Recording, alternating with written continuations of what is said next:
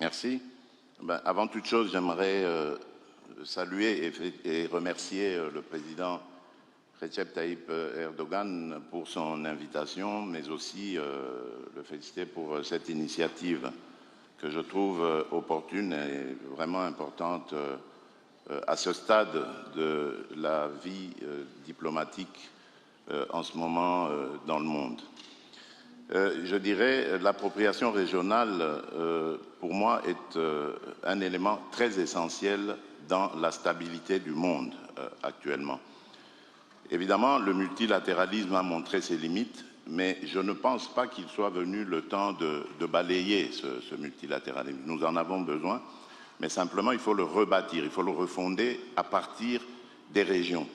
Parce que l'appropriation régionale a l'avantage d'avoir une sorte de rapidité, de réactivité en temps de crise, mais également il offre beaucoup d'opportunités d'intégration économique qui feront que par cette intégration économique, toute la région va trouver des raisons de vivre en paix afin de protéger ses intérêts. Je fais ici allusion par exemple aux grands projets qui nous intéressent tous en ce moment dans la région d'Afrique centrale.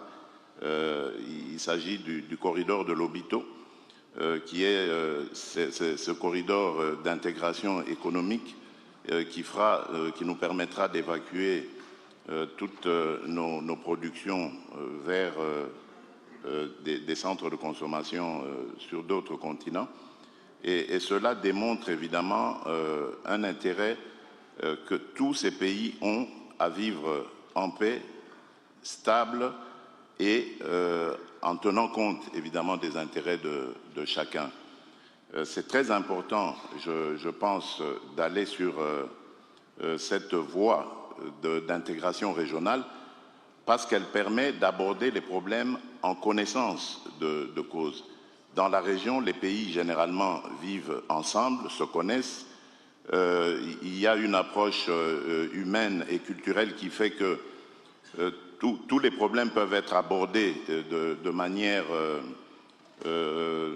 à savoir comment les aborder de manière sereine et en cherchant évidemment des solutions plus appropriées. Tandis que lorsque ces problèmes sont regardés par le multilatéralisme, on sent une certaine distance et une certaine inefficacité à aborder et à les régler comme telles. Donc je pense qu'effectivement l'appropriation régionale est une opportunité essentielle qui permettrait évidemment au multilatéralisme de se conforter.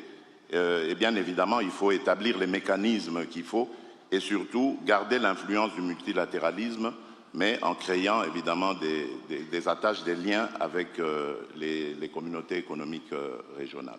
Merci. Okay. Multilateralism is important, but the regional knowledge can help multilateralism achieve what both the region and maybe the international community sees as a collective aim. I think that's the main message, Mr. President. Absolument. Okay, thank you very much indeed, Your Excellency. President of Burundi, the floor is yours, President Ndayishimiye. Don't forget to press the button, please.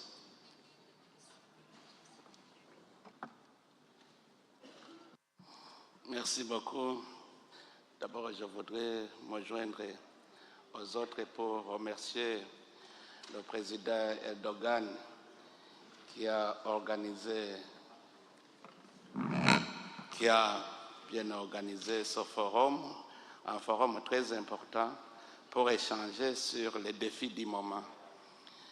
Nous parlons beaucoup du multilatéralisme, nous parlons de la gouvernance mondiale, parce qu'effectivement, le monde commence à sentir qu'il y a dislocation au niveau de la communauté mondiale. C'est pour cela qu'on commence à revoir nos origines.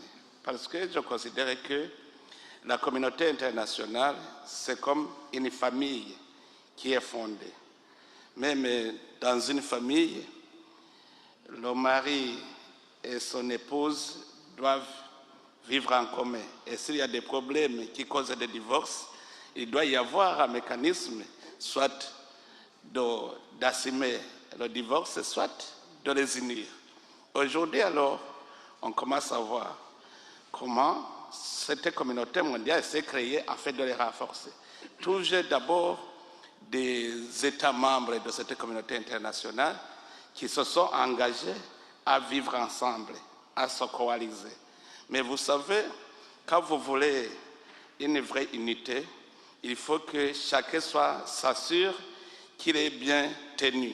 Être bien tenu, c'est-à-dire, je peux tenir celui-ci de gauche par ma main gauche, lui, il me tient par sa main droite. Je tiens l'autre comme ça. Alors, si je suis rassuré que je suis tenu de tous côtés, je me sens bien, je suis debout. Mais quand il y a quelqu'un qui lâche, effectivement, ça se disloque. Or, pour aussi, moi, me rassurer que l'autre est joué à moi, il faut qu'on s'entende avec celui-ci.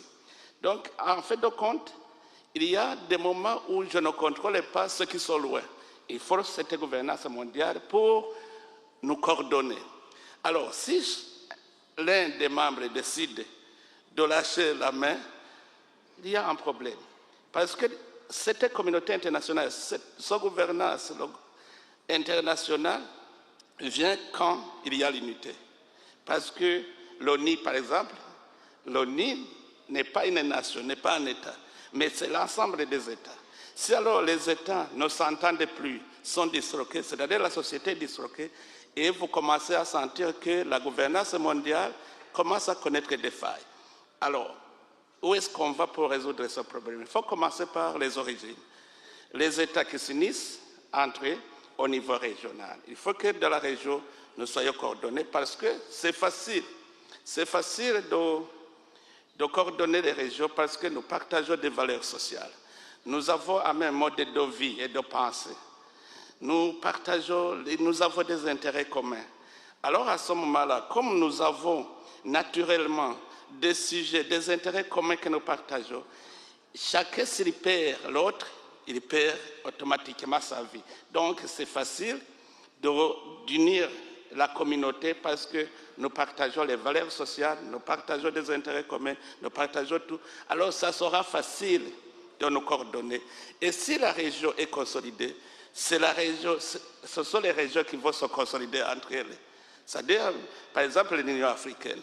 Si l'Union africaine est consolidée et que c'est bien organisé, l'Union africaine va se joindre à une autre organisation continentale. Et en fait de compte, toutes les régions seront unies et la gouvernance mondiale prendra sa force. Donc, je pense que maintenant que nous constatons des failles au niveau de la gouvernance mondiale, que nous constatons des failles au niveau des relations entre les États, c'est le temps maintenant de voir comment consolider, encore une fois aller à la base, consolider les régions et continuer à consolider le monde entier. Voilà ce que je peux contribuer. Je vous remercie. Thank you so much, Mr. President. I really like the phrase that the international community is like a broken family, but the point you make is that the commonalities that we have as people of planet Earth are so much more than the differences that we have. And I really would like to hear from you later about how difficult it is to find that commonality in the African Union. And that would also be true of the European Union. These are two huge blocks, and maybe sometimes a bit too big to find the extreme commonalities that we have. Okay, thank you very much indeed. President Ndayishimiye, I need to ask you, as the chairperson of the African Union, there is a, how exactly do I put it? It's a kind of a satirical Twitter account. It's called Africa as a Country, because for so much of the outside world, Africa is homogenous, but of course it's not. How easy or difficult is it to find a regional consensus within such a huge organization as the African Union? Don't forget to press the button.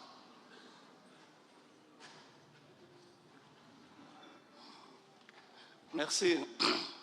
Je crois que c'est possible parce qu'effectivement, même les États membres de l'Union africaine ont déjà constaté qu'il y a aussi des points d'inefficacité dans la gouvernance de l'Union africaine. C'est ainsi que nous sommes en train d'opérer des réformes. On a mis en place une équipe qui est en train d'analyser comment opérer des réformes afin de rendre efficaces les institutions de l'Union africaine.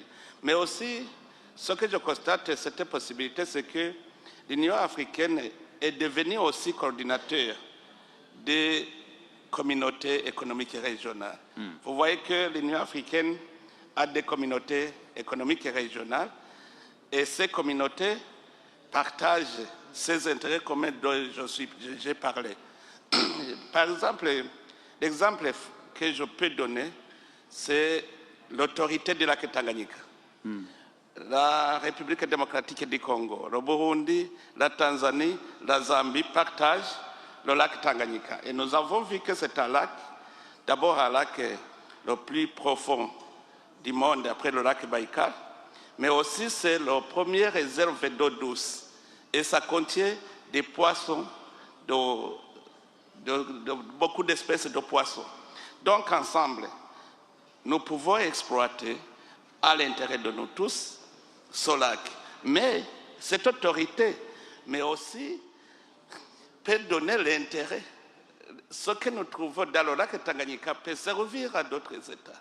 C'est-à-dire finalement, les communautés régionales vont se coordonner, mais aussi travailler sous coordination de l'Union africaine. Et j'ai trouvé que c'est l'efficace. Il y a aussi pour des questions de paix et de sécurité, il y a l'architecture pour la paix et la sécurité en Afrique. Cette architecture aussi pourra aider à ce que les États retrouvent la paix. Il y a des conflits entre les États. Il y a des conflits internes aux États. Donc nous devons trouver des mécanismes pour stabiliser toute l'Afrique. Je pense qu'avec ces réformes que nous allons opérer, ça va rendre efficace la gouvernance de l'Afrique.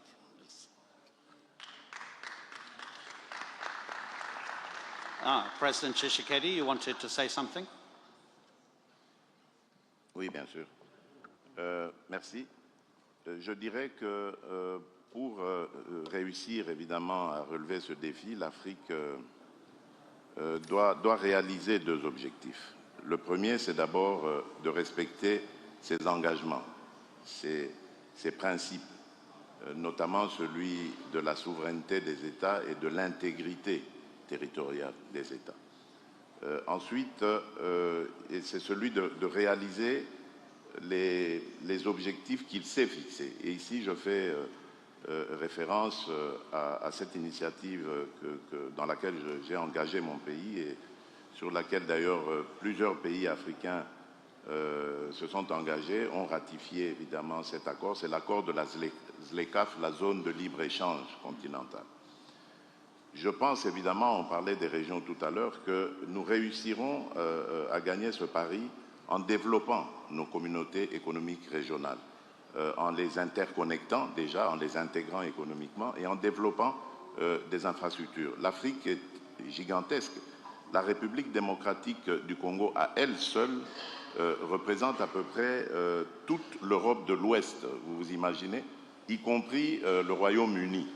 Donc, c'est une grande superficie qui a 9 voisins et nous devons donc réussir à intégrer tout cela en développant justement des projets intégrateurs structurants qui vont nous permettre à la fois de nous interconnecter, je l'ai dit, mais également de développer de la richesse par la transformation évidemment locale et l'Afrique.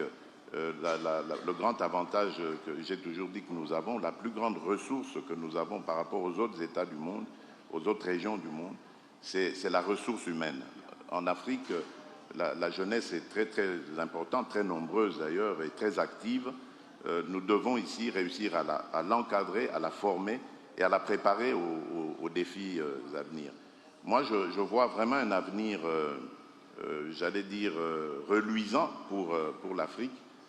Parce que tout simplement, c'est un continent qui a des atouts, à la fois par rapport, j'ai parlé du capital humain, mais également des ressources naturelles qui sont des réponses aux problèmes que nous avons dans le monde aujourd'hui. Je pense au changement climatique, je pense à la nouvelle industrie, les énergies renouvelables.